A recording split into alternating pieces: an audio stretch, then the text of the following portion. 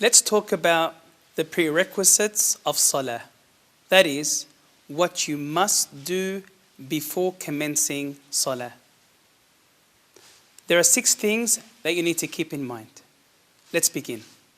The first prerequisite is ensuring that you are covered properly. For the males, this means covering from your navel, that is your belly button, to the knees. Also ensure that your shoulders are covered. For the females, this means that the entire body is covered with the exception of the face and the hands up to the wrists. The second prerequisite is ensuring that the body, the clothing, and the place of prayer are free from impurities. The third prerequisite is to ensure that you are in a state of purification, such as Wudu, ablution. The Prophet, peace and blessings of Allah be upon him, said that Salah, that prayer, is not accepted without purification. The fourth prerequisite is ensuring that the time for prayer has started. Allah says, "Verily the prayer has been ordained or enjoined upon the believers at fixed times." And the Prophet, peace be upon him, indicated that the most beloved of actions to Allah is prayer at its fixed time.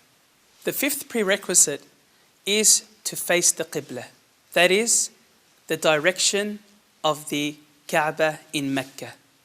This means that wherever you are in the world, you must ensure that you are facing towards Mecca.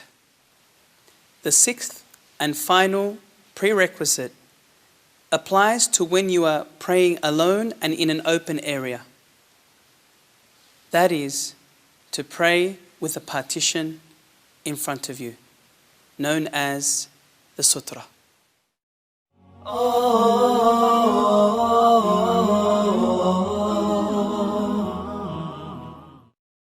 Let's begin to perform wudu.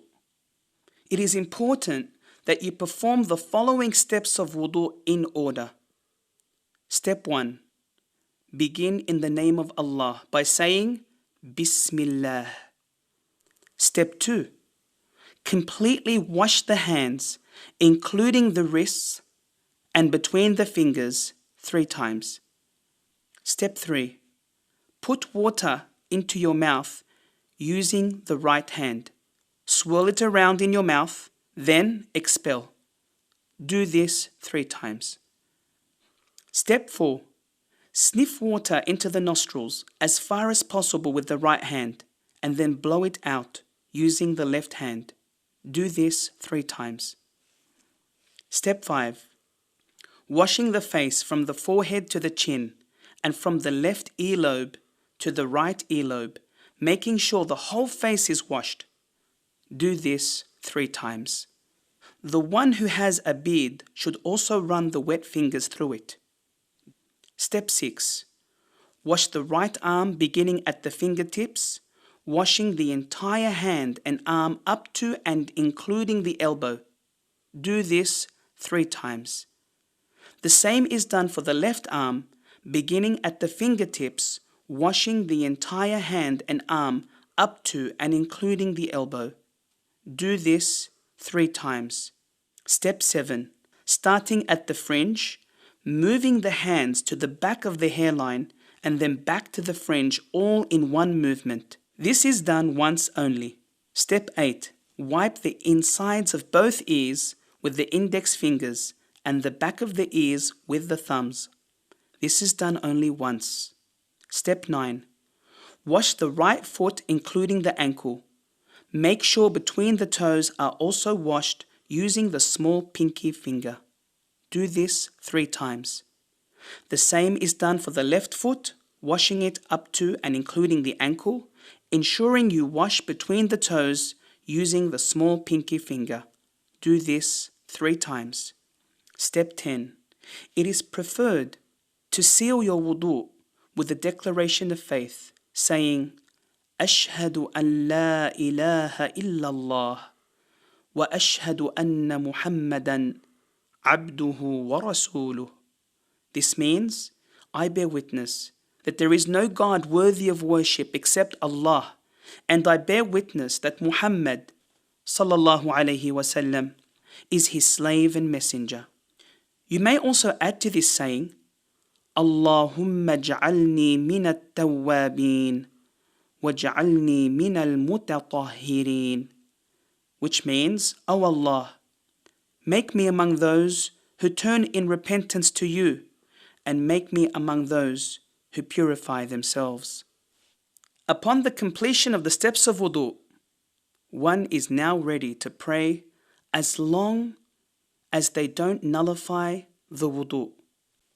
Actions that nullify wudu. This includes passing urine or feces, passing wind. Other things that nullify wudu include deep sleep, whereby one loses awareness, unconsciousness or intoxication, touching the private parts with the hand and fingers without a barrier, intimate relations between husband and wife.